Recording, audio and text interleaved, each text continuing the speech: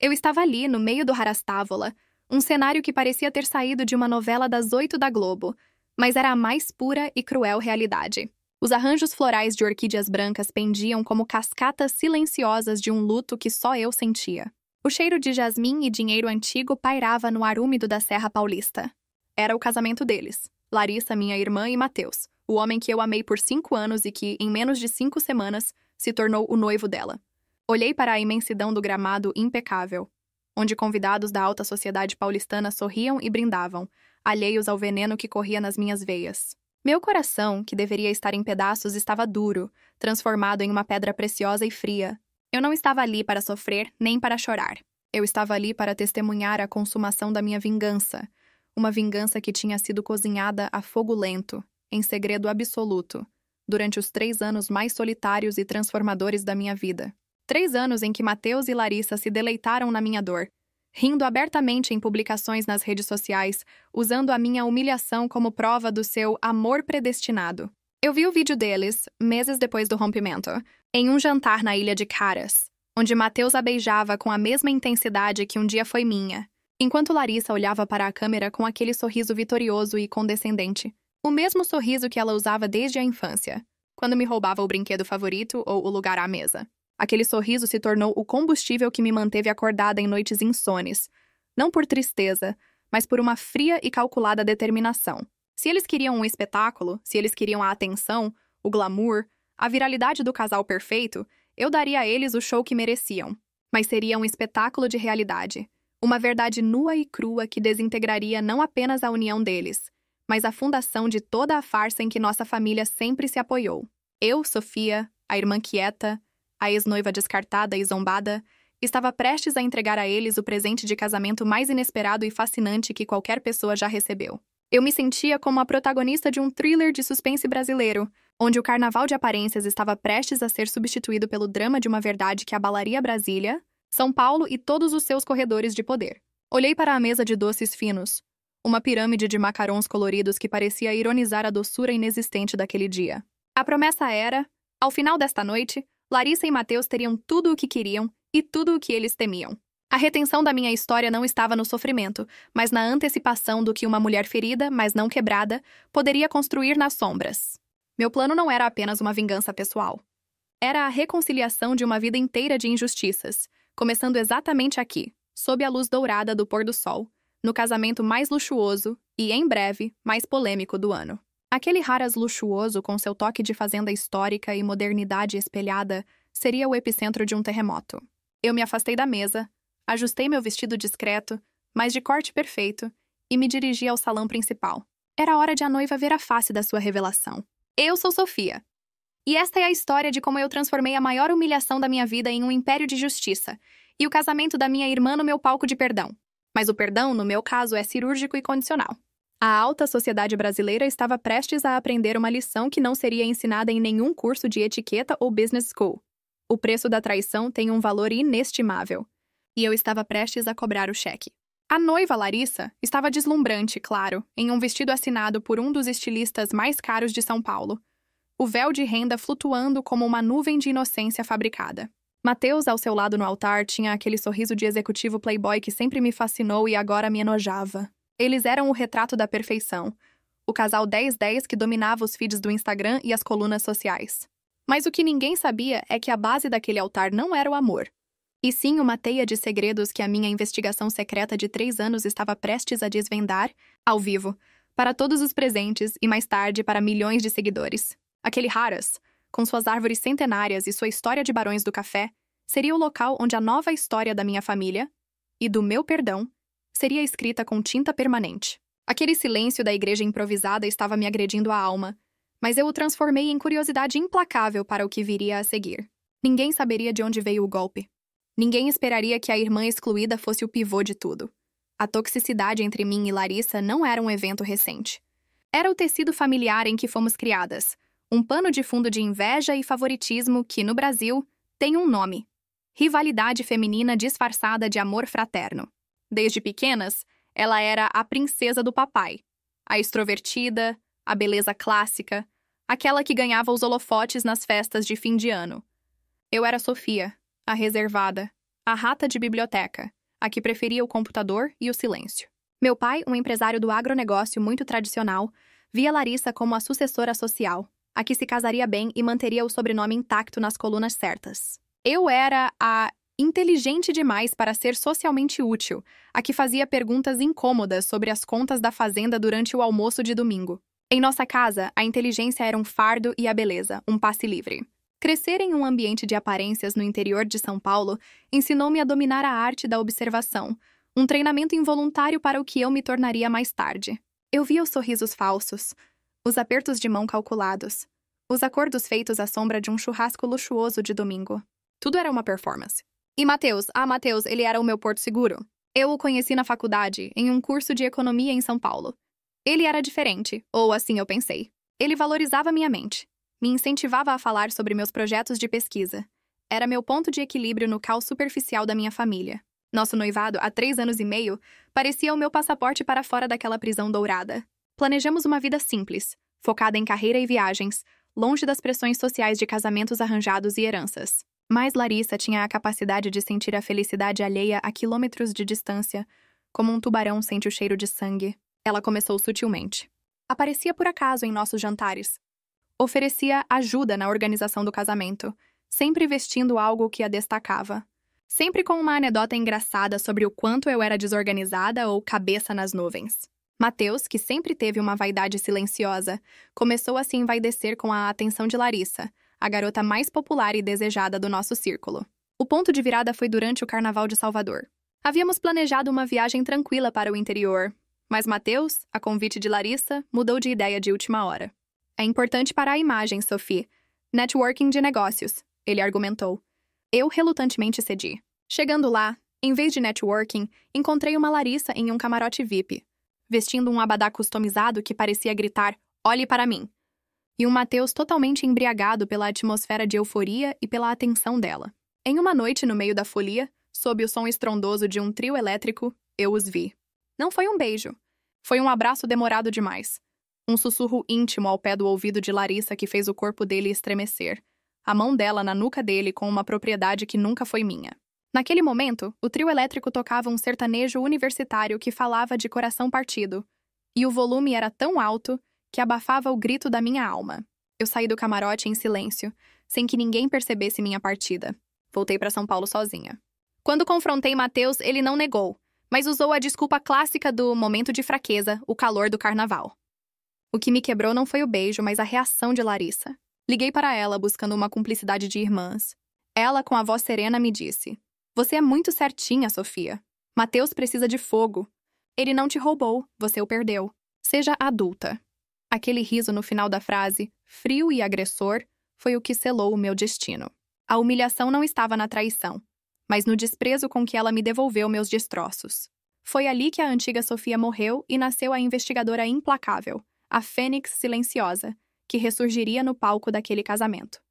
Eu jurei que eles pagariam o preço daquela risada e o pagamento seria público, agressivo e inesquecível. Eu transformei o meu quarto de solteira em um quartel-general de estudos, mergulhando no mundo digital e no código, usando minhas habilidades de análise de dados não para a economia, mas para a anatomia da mentira.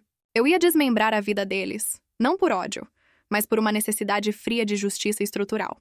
A traição, eu percebi, era apenas a ponta de um iceberg de podridão que envolvia toda a nossa família perfeita e seus negócios nebulosos. A história deles, eu decidi, seria a minha matéria-prima. O meu projeto seria maior do que apenas um coração partido. Seria o desmascaramento da falsidade elitista brasileira. O impacto psicológico do riso de Larissa foi o meu verdadeiro ponto de inflexão. Não houve tempo para chorar.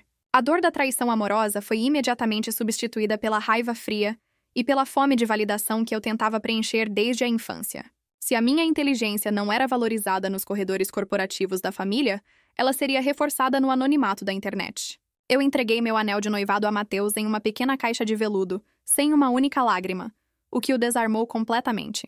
Ele esperava um melodrama. Eu lhe dei um documento de rescisão. Você e Larissa formam um casal previsível, Matheus. Mas eu não sou o seu final feliz. Divirtam-se na mediocridade, eu disse, deixando-o sem palavras pela primeira vez. Naquele mesmo dia, decidi que precisava desaparecer. Não para me curar, mas para me armar. Eu precisava de um ambiente que me permitisse trabalhar em sigilo e sem as sombras do meu sobrenome. Usei minhas economias e aluguei um pequeno apartamento em Recife, no Nordeste, uma mudança radical para alguém da alta sociedade paulista. Ninguém jamais me procuraria lá. Meu pai e Larissa me deram a desculpa perfeita. Sofia precisa de um tempo, coitada. Superar o trauma. Eles viam meu exílio como um atestado da minha fraqueza, o que era exatamente o que eu queria. Em Recife, o sol ardente e a vibração cultural serviram de contraste para a escuridão do meu trabalho. Eu me tornei a observadora, uma figura anônima no submundo do true crime digital brasileiro. Meu foco inicial era entender a psicologia da traição e da impunidade em famílias ricas. Eu comecei a minerar dados públicos e dark web sobre escândalos de corrupção, disputas de herança e crimes do colarinho branco em São Paulo e Rio. A traição de Larissa e Matheus. Na verdade, tinha um componente financeiro que eu desconfiava, mas que o meu coração apaixonado não queria ver. O capital social que a união de Matheus, herdeiro de uma construtora em crise com Larissa, que lhe daria acesso ao círculo de influência do meu pai no agronegócio, era inegável. Era um casamento de fachada com a bênção da ambição. Minha experiência em análise de dados e minha paixão por programação transformaram-se em um algoritmo proprietário de rastreamento de conexões. Eu criei um podcast chamado Fatos Ocultos, a Anatomia da Elite, sob o pseudônimo de Voz da Verdade. A narrativa era crua, baseada em documentos vazados, entrevistas anônimas e análise de contratos públicos. Em 6 meses, Fatos Ocultos se tornou um fenômeno de viralização no Brasil, atingindo o topo dos charts no Spotify e YouTube. Eu abordava casos reais com uma precisão cirúrgica e um toque de agressividade jornalística que provocava o público e irritava a elite. A retenção era garantida pela minha promessa. Aqui, a verdade não tem sobrenome. Ninguém sabia quem eu era. Minha voz era modulada digitalmente e minhas aparições inexistentes. Eu mantive a narrativa próxima, pessoal, mas sempre sobre outras famílias. No entanto, eu estava construindo uma base de audiência massiva, uma comunidade de milhões sedenta por justiça e desmascaramento. Minha vingança havia se transformado em um projeto de empoderamento anônimo. Eu não precisava mais do dinheiro ou da validação da minha família. Eu tinha poder de fogo digital, e o palco, que seria o casamento de Larissa, estava sendo preparado. A Operação Vingança, agora rebatizada de Projeto Sofia Reconciliação Estrutural, avançava para a sua fase final. Eu estava pronta para usar o meu império digital como uma bomba de verdade no dia mais importante da vida deles. O meu foco de investigação se estreitou para os negócios do meu pai e do pai de Matheus, a construtora Marques e a agropecuária Drummond. Eu estava costurando uma tapeçaria de favores políticos e irregularidades ambientais. A traição amorosa era o acidente que me levou à descoberta do crime. O meu grito silencioso era a força por trás da voz da verdade que ecoava por todo o Brasil. Minha vida em Recife era uma dupla existência. Durante o dia, eu era apenas Sofia, a moça quieta que trabalhava remotamente com consultoria de dados, morando em um bairro modesto e aproveitando a cultura local. À noite, eu era a voz da verdade. Sentada em meu estúdio improvisado, cercada por 3 monitores, pacotes de documentos e o calor opressivo da madrugada nordestina. Eu investi cada centavo de minhas economias em infraestrutura de segurança digital para manter meu anonimato. Minha voz, modulada e ligeiramente grave, garantia que nem Matheus, nem Larissa, nem sequer meus pais, que ouviam o podcast como todos os brasileiros, pudessem me reconhecer. Meu projeto, Fatos Ocultos, cresceu vertiginosamente. Ele não era apenas um podcast. Transformou-se em uma plataforma multimídia com vídeos documentais no YouTube, os chamados Dark Vídeos, com milhões de visualizações e um engajamento que superava qualquer mídia tradicional no país. Eu usei técnicas de machine learning de alto nível para analisar padrões de narrativa viral nos meus arquivos campeões, como o que usei de base. O padrão era claro: traição inicial, sucesso secreto e revelação pública espetacular. Eu repliquei essa estrutura emocional aplicando-a a casos reais de corrupção. O público se identificava com a vítima da injustiça e esperava ansiosamente pelo clímax da exposição. A curva emocional exigia uma ascensão dramática do herói anônimo. Eu me tornei essa heroína. Eu tinha agora 4 funcionários, todos contratados por meio de agências offshore e que nunca me conheceram pessoalmente, responsáveis pela edição, design gráfico e gestão da comunidade. Em 2 anos e meio, a receita de publicidade e patrocínios, de marcas que buscavam audiências nichadas e engajadas, era tamanha que eu havia fundado a Aurora Digital Labs, uma empresa de mídia totalmente minha, avaliada em dezenas de milhões de reais. Meu projeto de vingança pessoal havia gerado um império financeiro e, mais importante, uma influência social real. Enquanto Larissa postava sobre suas bolsas de grife e Matheus sobre contratos de fachada, Eu estava controlando a narrativa social do país, desvendando as conexões obscuras que sustentavam a vida deles. O que eu descobri sobre a construtora Marques, do Matheus, e a agropecuária Drummond, do meu pai, era muito maior do que um caso de traição. A união matrimonial de Larissa e Matheus não era apenas sobre amor ou conveniência social. Era a peça-chave para um esquema de lavagem de dinheiro envolvendo licitações públicas e a venda de terras com irregularidades ambientais. Meu pai, um pilar da moral e bons costumes do agronegócio, estava envolvido até o pescoço, e Matheus era o laranja que uniria as empresas para um grande desvio final. Aquele casamento não era um final feliz. Era um contrato de risco. A minha vingança, portanto, precisava ser ética e legal, mas com um impacto midiático avassalador. O casamento era o local perfeito, pois reunia toda a alta cúpula envolvida no esquema: políticos, empresários, investidores. O meu plano era usar a minha voz, a voz da verdade, literalmente em uma gravação, para revelar a verdade, não sobre a traição, mas sobre o crime que os unia, no ápice da celebração deles. O noivado de Larissa, ao zombar da minha dor, não apenas roubou meu namorado, ele me deu o fio de Ariadne para desvendar o labirinto de mentiras da minha família. Eu me sentia como uma engenheira de justiça, construindo o terremoto que sacudiria a terra sob os pés de todos eles. A satisfação não vinha do ódio, mas da certeza de que a minha vida, antes insignificante, agora tinha um propósito monumental: corrigir a estrutura de poder que me descartou. E a correção viria no formato de perdão no final, mas um perdão que exigiria uma reconstrução total de suas vidas. A Aurora Digital Labs era uma máquina bem azeitada. Em São Francisco, onde registrei a holding para proteção legal e financeira, eles conheciam a voz da verdade como uma gênio recluso da mídia. Ninguém sabia que essa mente brilhante passava os dias em um apartamento modesto no Nordeste brasileiro, comprando acarajé na rua e andando de chinelo. Eu me tornei uma mestre da dissimulação. Minhas raras conversas com a família eram superficiais e melancólicas. Ainda estou me encontrando, papai. É difícil recomeçar, eu dizia com a voz baixa e o sotaque nordestino suave que havia adquirido. Eles compravam a história da ex-noiva depressiva e me ignoravam ainda mais. Isso me dava a liberdade operacional que eu precisava. A retenção do meu plano dependia de manter a Larissa e Matheus completamente confiantes na minha insignificância. O casamento estava marcado para o final da primavera, na alta temporada de casamentos de elite no Brasil. Eu passei os últimos 6 meses focado em 3 pilares: a coleta de provas irrefutáveis, a logística da revelação e a estrutura do perdão. O primeiro pilar envolvia a criação de um dossiê digital completo sobre o esquema Drummond Marques. Eu usei data mining para cruzar informações de registros públicos, vazamentos de e-mails corporativos e depoimentos anônimos que minha equipe de pesquisa validava. O resultado era explosivo. Um esquema que desviava milhões através de contratos superfaturados em obras públicas no interior do país, com a construtora Marques como executora e a agropecuária Drummond como beneficiária final da lavagem de dinheiro através da compra de terras. O casamento era o evento de encerramento do acordo. O segundo pilar, a logística da revelação, foi o mais complexo. Eu não podia simplesmente subir ao altar. Precisava de algo com impacto viral instantâneo. Decidi usar a própria tecnologia que me havia tornado poderosa: meu podcast.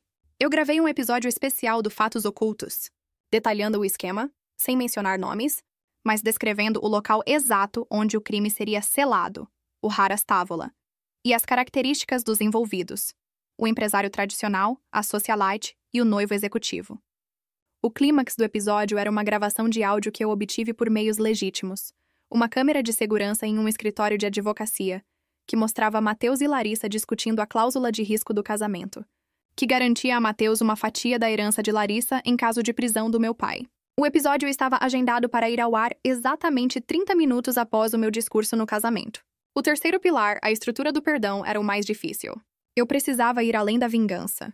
O meu objetivo final era a reconciliação familiar, mas uma reconciliação limpa. Eu não queria a queda da minha família, mas a reforma dela. A solução que encontrei: eu usaria a força da Aurora Digital Labs para comprar a construtora Marques, injetando capital para salvar a empresa da falência e transformá-la em uma companhia de construção sustentável e ética.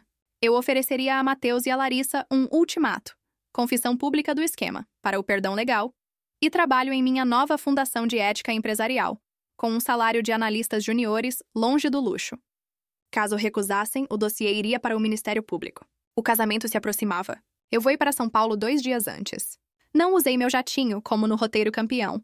Usei um voo comercial vestida de forma simples, com uma mochila nas costas. O contraste era a minha nova arma. Eu era a mulher mais poderosa naquela sala de embarque, mas ninguém me notava. A invisibilidade era o meu manto de poder, a última peça do meu plano. Eu aluguei um carro simples e me hospedei em um hotel discreto. Quando cheguei ao Harrah's, no dia da cerimônia, parei na portaria e dei meu nome: Sophia Drummond. A recepcionista me olhou com pena. A coitada que foi trocada, seus olhos diziam. Mas o que ela não sabia é que aquela coitada era a dona do palco e a autora do roteiro mais chocante que o Brasil veria.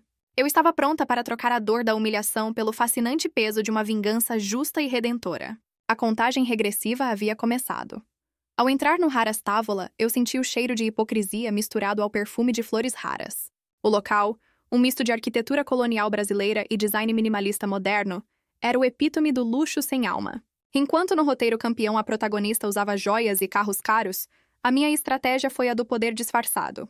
Meu vestido era preto, de corte simples, comprado em uma loja de departamento, mas meu comportamento era o que me denunciava. Eu não estava nervosa. Estava serena, com a calma de quem segura o controle remoto de uma bomba-relógio. Fui imediatamente avistada por minha tia Silvia, a fofoqueira oficial da família, que me arrastou para um canto. Sofia, querida! Que coragem a sua! Pensei que não viria depois de tudo. Você está tão... simples. Mas é bom ver que superou. Larissa está radiante, não está? Mateus é um partidão, mas dizem que a construtora Marques não vai bem. A tia falava sem parar, mas eu mal a ouvia. Minha atenção estava na segurança do meu plano. Eu havia contratado um serviço de TI anônimo para garantir que a rede de Wi-Fi do Harrah's estivesse comprometida. Minha equipe remota precisava ter certeza de que o episódio do Fatos Ocultos seria distribuído instantaneamente para todas as plataformas no horário exato. Eu precisava do upload rápido e sem falhas para a viralização imediata. A minha vingança dependia da velocidade do algoritmo. No coquetel de pré-cerimônia, vi Mateus de longe, sorrindo e apertando mãos de políticos influentes e grandes empresários. Ele parecia a personificação do sucesso. E ali estava Larissa, flutuando em seu vestido de noiva, recebendo elogios e abraços. Ela me viu e, como eu esperava, caminhou em minha direção com uma taça de champanhe na mão, o sorriso de superioridade emoldurado por um véu caríssimo. Sophie, que surpresa agradável! Pensei que estivesse em exílio emocional. Fico feliz que tenha vindo. Mostra que você é madura. Quer dizer, nem todos conseguem superar a perda de um noivo tão... cobiçado. A taça dela balançava levemente, mas o brilho nos olhos era de triunfo agressivo. Eu bebi um gole da minha água com gás e olhei-a de cima a baixo, demoradamente. Você está linda, Larissa. E Mateus também. Vocês formam um casal com um senso de oportunidade impecável. Isso deve valer mais do que qualquer amor, não é mesmo? Minha voz era calma, quase um sussurro, e a agressividade estava apenas na minha escolha de palavras. Ela franziu a testa desconfortável com a palavra oportunidade. Não seja amarga, Sofia. É o meu casamento. Não estrague meu dia. Você já perdeu. Eu não perdi, Larissa. Eu descartei. E hoje você vai entender o verdadeiro significado de ser descartada. Eu te garanto, será fascinante. Eu olhei para o relógio e sorri. O tempo estava correndo. Minha irmã, intrigada e ligeiramente ameaçada pela minha nova confiança, tentou disfarçar a tensão. Mateus se aproximou, colocando o braço possessivamente em volta da cintura de Larissa. Sofia, que bom que veio. Espero que este momento seja um fechamento de ciclo para você. Você precisa seguir em frente. Talvez encontrar um consultor de dados que te valorize. A condescendência dele era um tapa na cara, mas o meu rosto permaneceu inexpressivo. Eu olhei para ele, e a minha resposta foi enigmática, um gancho de pura curiosidade. Obrigada, Mateus. Eu já encontrei. Na verdade, ele me ajudou a entender que sobrenomes ricos e negócios sujos sempre deixam rastros digitais. É incrível o que se pode descobrir quando se para de procurar pelo amor e começa a procurar pela verdade. Aproveite os seus últimos minutos de paz matrimonial. Está quase na hora da surpresa. Eu sorri, girei nos calcanhares e me afastei, deixando-os se entreolhando, perturbados. O jogo de dissimulação havia acabado. Eu havia plantado a semente da dúvida. A retenção de todos os presentes e de Mateus e Larissa estava agora garantida pela tensão da revelação iminente. O palco estava montado. Eu só precisava do momento certo. A cerimônia foi um blur de pompa e clichês. A marcha nupcial, os votos ensaiados, as lágrimas de fachada da minha mãe, que estava mais preocupada com a mancha de vinho na sua seda. Eu observei tudo do meu lugar estratégico, na penúltima fileira, ao lado do meu primo Lúcio, um advogado que sempre soube da podridão na família, mas escolheu o silêncio confortável da herança. O que me chamou a atenção, e que era a última peça do meu dossiê, Foi a presença de um senador influente e de um juiz aposentado na primeira fila, figuras que não eram meros amigos, mas parceiros de crime nos esquemas Drummond Marques. A confirmação da cúpula no local era o sinal verde. A noiva e o noivo agora eram marido e mulher. O casal, sorridente, desfilou pelo tapete de flores até a recepção, onde o banquete de alta gastronomia e a banda famosa de axé pop aguardavam. O Haras era agora uma bolha de euforia artificial. Fui para a minha mesa, designada propositalmente por Larissa para ser a pior da festa, longe do brilho e perto dos banheiros. Mas eu transformei a minha exclusão em observatório. O jantar começou com os discursos tradicionais. O pai de Mateus, um homem rechonchudo com um sorriso forçado, fez uma ode à união das famílias e dos valores empresariais que eles compartilhavam. Uma frase de duplo sentido que fez o sangue ferver nas minhas veias. Meu pai, por sua vez, fez um discurso breve, quase impaciente, focado no futuro de sucesso e prosperidade da minha irmã. Em nenhum momento ele me mencionou. Eu era, de fato, a filha invisível. Quando o cerimonialista abriu a palavra para discursos espontâneos, um silêncio nervoso pairou no ar. Era o meu momento. Eu levantei a mão, com a mesma firmeza calma com que apresentei meu projeto revolucionário para o meu pai anos atrás, antes de ele me humilhar. Meu coração não batia de nervosismo, mas de adrenalina. Larissa, do alto de sua mesa principal, tentou me cortar com um sorriso forçado. Ah, Sofia querida, você não precisa fazer isso. Sei que é um momento difícil. Pode deixar os parabéns para depois. A humilhação pública era a última cartada dela. Eu sorri, um sorriso genuíno de piedade. Pelo contrário, Larissa, eu faço questão. É o discurso mais importante da minha vida. E o de vocês? Eu caminhei em direção ao microfone, meu corpo emoldurado pelo vestido preto contrastando com o branco e o luxo. Minha mãe tentou me deter com os olhos, mas eu a ignorei. Mateus parecia apreensivo, sentindo o peso da minha presença. Ao pegar o microfone, olhei diretamente para a câmera de filmagem que faria o vídeo oficial do casamento. Eu sabia que a minha audiência era muito maior do que os 300 convidados. Boa noite a todos. Para quem não me conhece, eu sou Sofia Drummond, irmã da noiva e ex-noiva do noivo, comecei. E o salão explodiu em um murmúrio de choque e curiosidade. A retenção dos convidados era total. Eu continuei, minha voz forte, mas com um tom de narradora imparcial, como a voz da verdade. Eu fui convidada a vir aqui hoje para celebrar o amor. Mas, honestamente, eu vim para celebrar a verdade. 3 anos atrás, a traição de Larissa e Mateus me destruiu. Eles riram da minha dor e me descartaram como um produto com defeito. Essa dor me levou a um lugar escuro, mas também me deu um presente: a capacidade de enxergar. Eu parei de ver o mundo com os olhos do amor e comecei a vê-lo com os olhos da justiça e dos dados. Eu fiz uma pausa, dramática. E o que eu descobri é que este casamento não é o fim da história deles, mas o começo de uma investigação. O verdadeiro contrato que os uniu não foi escrito no papel do amor, mas no livro negro da corrupção empresarial que envolve a construtora Marques e a agropecuária Drummond. O salão mergulhou em um silêncio agressivo. Meu pai tentou se levantar da cadeira, pálido, mas o juiz aposentado ao seu lado o segurou. Eu tinha a atenção de todos, e o clímax estava a caminho. O que eu vou revelar aqui não é sobre um triângulo amoroso patético, eu prossegui, minha voz ganhando um tom de editora de jornalismo investigativo. É sobre ética, sobre a falta de ética que está enraizada no alicerce desta família e desta união. Olhei para Mateus, cuja face estava cinzenta. Mateus, você se casou com Larissa não pelo fogo que ela te deu no carnaval, mas pelo acesso ao dinheiro sujo que a família Drummond poderia lavar através dos seus contratos de fachada. Você precisava desesperadamente do capital de fachada do meu pai, e Larissa precisava do seu sobrenome de construtora para encobrir as transações. Meu pai finalmente conseguiu se levantar, com o rosto vermelho, gritando algo inaudível sobre advogados. Os seguranças começaram a se mover, mas o senador e o juiz dos mais altos escalões do crime ficaram paralisados. Eles sabiam que, se a acusação fosse pública e específica, a dança das cadeiras começaria. Eu tinha o controle da narrativa. O elemento polemicamente agressivo estava em pleno vigor. Papai, eu disse, voltando-me para ele com um olhar de profunda decepção. Você me ensinou que a família é o negócio mais importante. Mas você construiu o seu negócio na destruição ambiental e na fraude de licitações. E usou a sua filha para selar esse acordo. Eu te pergunto, qual é o preço da sua alma? Então, eu peguei meu celular do bolso do vestido. O salão estava em ebulição. Eu pedi silêncio, elevando a voz. 3 minutos atrás, milhões de pessoas em todo o Brasil receberam uma notificação. É o episódio especial do podcast Fatos Ocultos, a Anatomia da Elite. A menção ao podcast, o fenômeno viral do true crime brasileiro, fez com que vários convidados mais jovens, e até mesmo alguns jornalistas de coluna social disfarçados pegassem seus telefones e começassem a pesquisar. Este episódio se chama O Contrato de Risco Selado no Altar. Ele detalha, com provas auditivas e documentos validados por auditoria, todo o esquema de lavagem de dinheiro da Agropecuária Drummond e da construtora Marques. E o mais interessante, ele tem uma gravação onde Matheus e Larissa discutem a cláusula de herança que garante a Matheus uma fuga caso o velho, você, papai, caia. Eu olhei para Larissa, que agora estava chorando, não de dor, mas de fúria impotente. Seu véu parecia uma mortalha.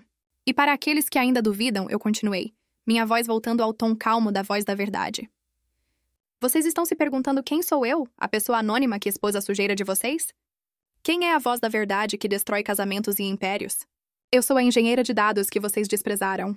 Eu sou a filha que vocês anularam. Eu sou Sofia Drummond e a Aurora Digital Labs é minha. E a construtora Marques Matheus está sendo comprada por mim neste exato momento, por um valor que salvará sua empresa, mas encerrará sua carreira de fachada.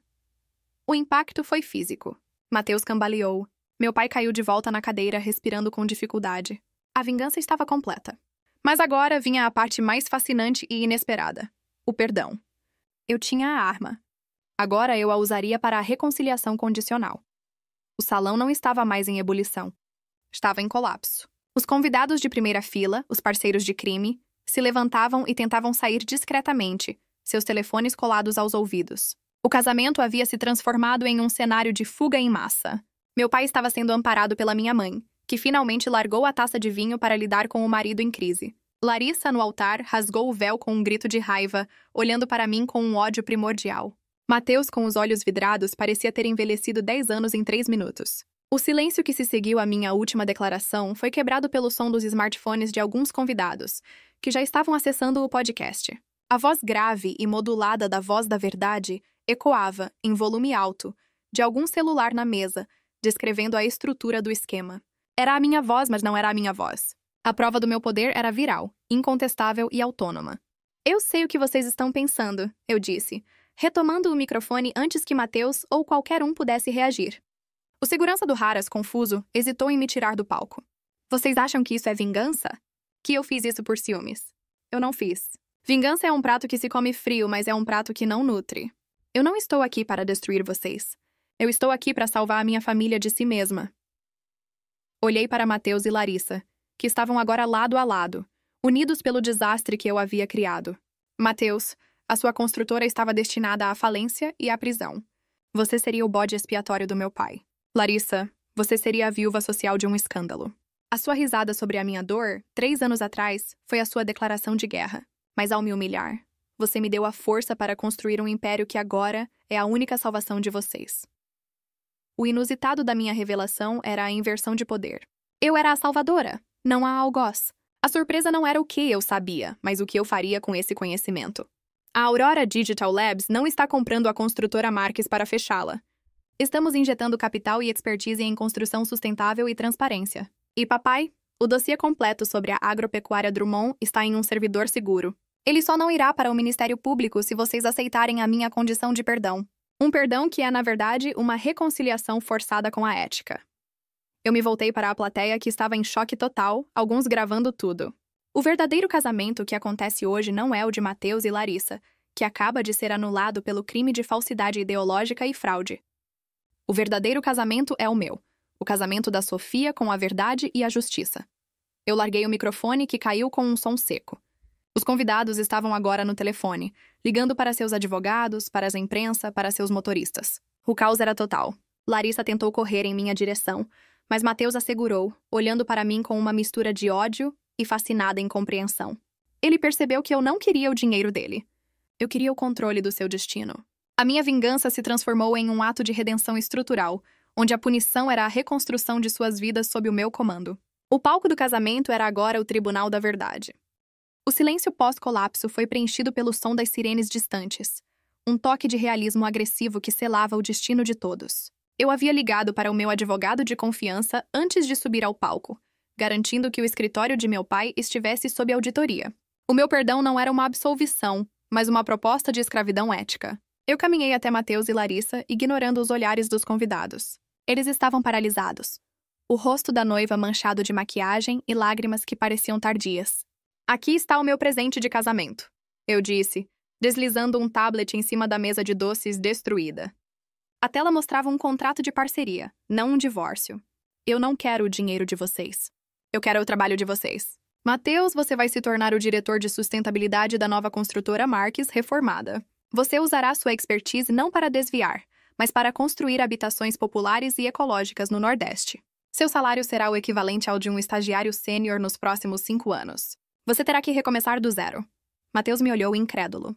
O luxo havia evaporado. E você, Larissa? Continuei, olhando-a nos olhos. Você vai usar sua influência digital não para vender bolsas de grife, mas para ser a porta-voz da minha fundação de transparência empresarial. Você fará lives diárias, sem maquiagem, expondo a pressão da vaidade e a falsidade da vida de luxo, e educando o público sobre a ética nos negócios. Você vai transformar sua viralidade superficial em utilidade social. A voz dela finalmente saiu, um sussurro rouco. Você nos quer servos? Eu quero que vocês sejam pessoas úteis, Larissa. Que aprendam o preço do trabalho honesto e da humildade. Que paguem o débito social que acumularam. Se aceitarem, a Aurora Digital Labs usará seu poder midiático para contextualizar o erro de vocês como uma história de redenção, um final de reconciliação sob a minha supervisão. Se recusarem, o dossiê vai para o Ministério Público e o casamento de vocês se tornará uma história de crime. Meu pai, vindo de trás, tossiu. Sua voz estava fraca. Sofia, Você está certa. Nós erramos. Salve a família. Ele estava quebrado. A vitória final não era a destruição, mas a submissão à minha nova ordem.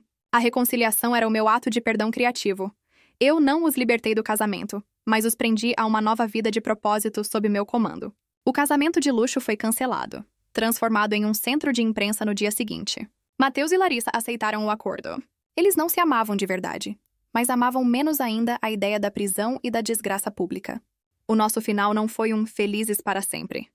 Foi um trabalhando duro para sempre. Eu deixei o Haras antes do amanhecer, sozinha. Eu havia usado minha dor para criar um instrumento de justiça e o casamento da minha irmã para reformar a estrutura familiar. Eu me perdoei por ter amado Mateus e perdoei Larissa, não por ela, mas por libertar a minha própria alma da necessidade de ódio. Eu não precisava mais do amor deles. Eu tinha o poder de mudar o mundo deles. A minha nova vida não era um conto de fadas. Era um documentário de redenção real e forçada. Eu era a protagonista de uma história que acabara de começar.